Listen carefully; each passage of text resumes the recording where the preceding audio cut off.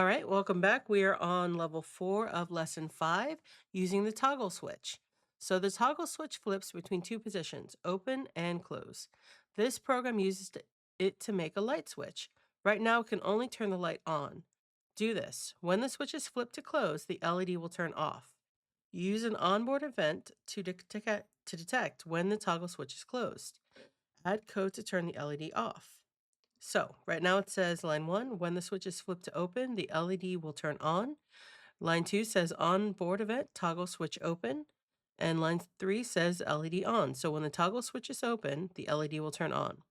So we need to come down here, add an onboard event. For instead of the left button, we're going to do toggle switch.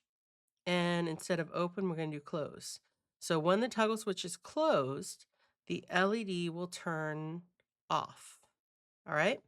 So if we did this correctly, we're going to run it. We're going to test it. So now we're not using the left button. We're not using the right button. We are going to use this toggle switch right here, right here. All right. And you really do have to feel it with your thumb, with your finger. All right. So it turned it on. There we go. Turn it off. Turn it on. Turn it off. All right. So if you did that, then you are good to go. And we're ready for level 5. So here we go.